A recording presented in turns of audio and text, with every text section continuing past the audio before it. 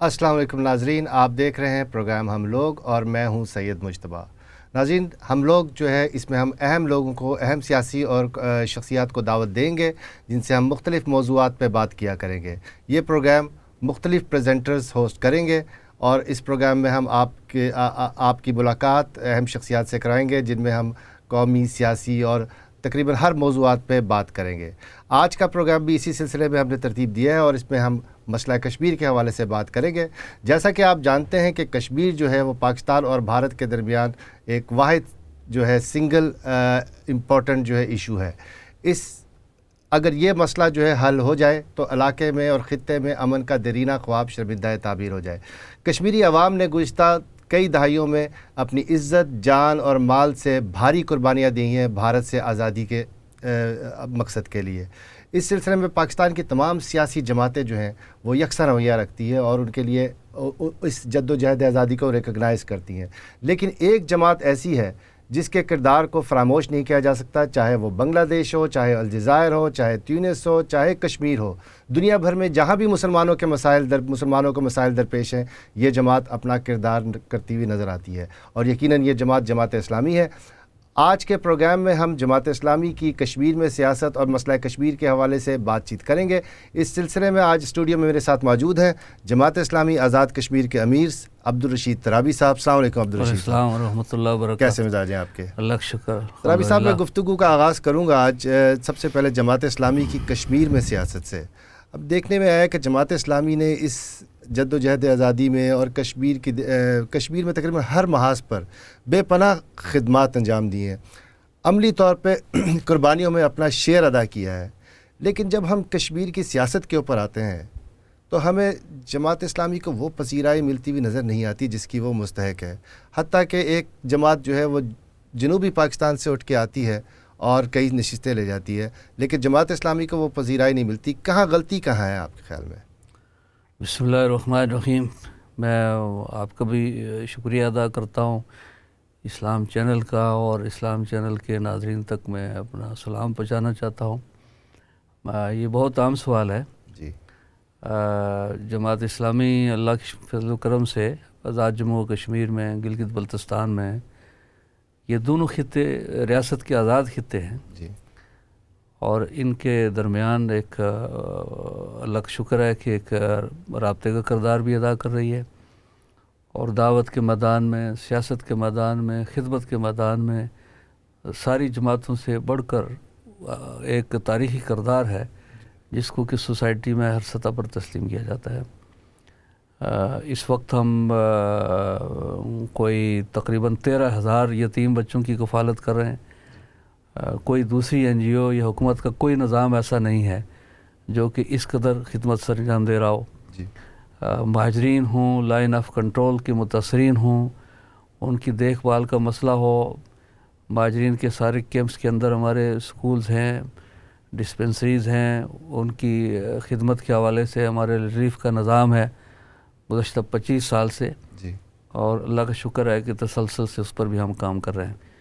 आज़ाद जम्मू और कश्मीर में लोगों की बुनियादी हुकूक का, ख़ास तौर पर मेरिट की बालादस्ती की जंग हमने लड़ी है और वहाँ के पढ़े लिखे बासलियत नौजवानों के हुकूक के लिए अदालतों के दरवाज़े हमने खटखटाए हैं। ये सब जो है वो इसके बावजूद हमने किया है कि इस सारे अरसे में हमारे पेश नज़र जो बुनियादी हदफ था वो तहरीक आज़ादी कश्मीर जी।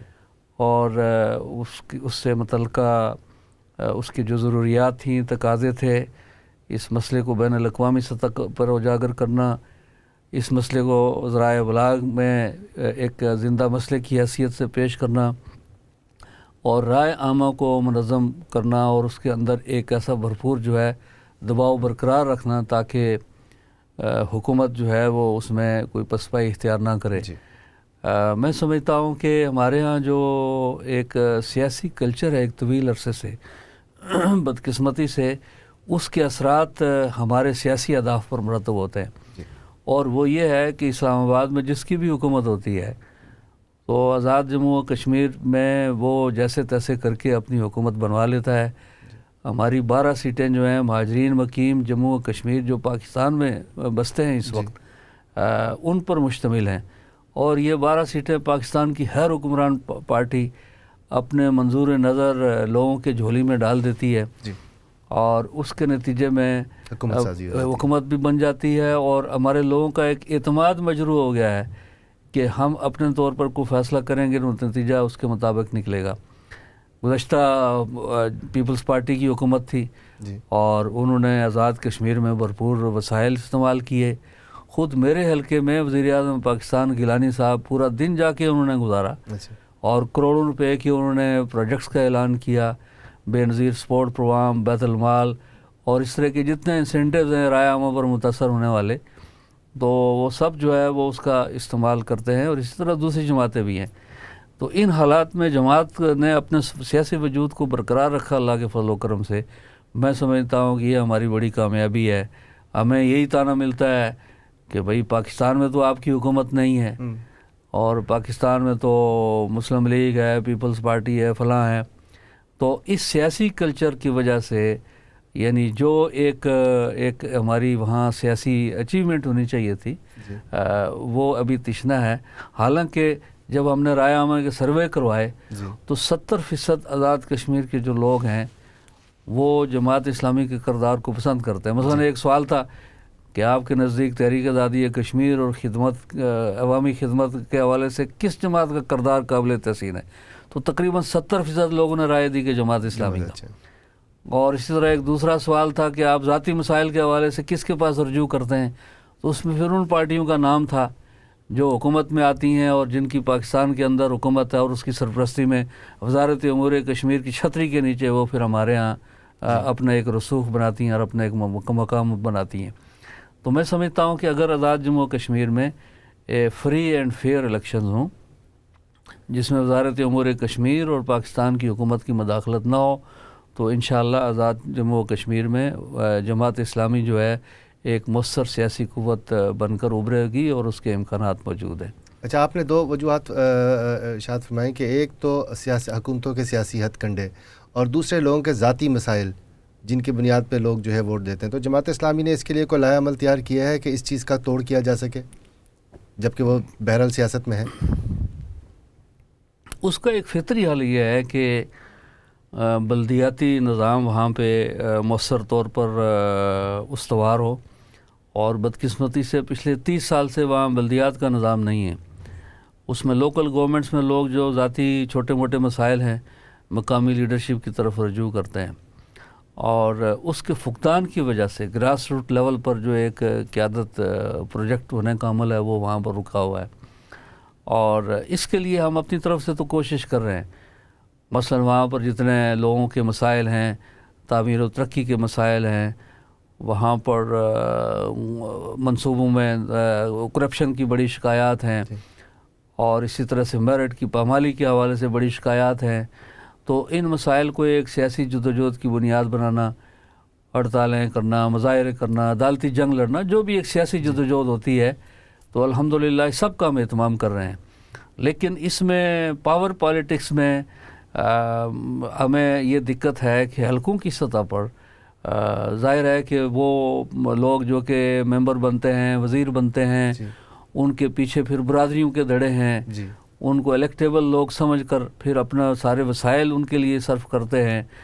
تو اس طرح کے الیکٹیبلز جو ہیں وہ پاور پالیٹکس کو دیکھ کر جو اپنا ایک رخ متعین کرتے ہیں، تو اس میں ہم ایک کمی محسوس کر رہے ہیں۔ حالانکہ تنظیم ہماری اچھی ہے اور انشاءاللہ اس کے لیے ہم جدوجہد کر رہے ہیں کہ ہم جماعت کے اس ماحول کو بھی اوپن کریں اور اچھے صاحب کردار لوگوں کو، باصلاحیت لوگوں کو، اپنا اثر رسوخ رکھنے والے لوگوں کو جماعت کے نظام میں لائیں، اور آئندہ انتخابات میں اسی حکمت عملی کو لے کر ہم چل رہے ہیں۔ ٹھیک ہے، ہم تھوڑا سا آگے چلتے ہیں پروگرام میں۔ جد و جہد آزادی کے حوالے سے میں بات کرنا چاہوں گا۔ ہم دیکھتے ہیں کہ 1989 میں یہ جد و جہد آزادی جو ہے اس نے اپنی ایک اور میں تھوڑی سی وضاحت کر دوں۔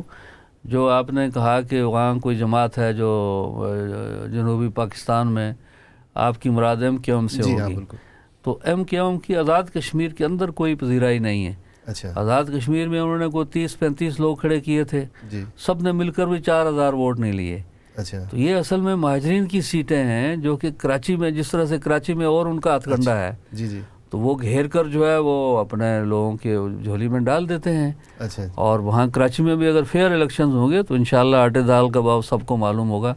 آزاد کشمیر کے اندر اس طرح سے ان کی کوئی پذیرائی نہیں ہے. ٹھیک ہے جناب, یہ بات سامنے آ گئی. اچھا, تحریک آزادی کشمیر کے حوالے سے میں بات کرنا چاہوں گا کہ جب یہ 90 کی دہائی میں شروع ہوئی تو اس میں بڑی شدت تھی.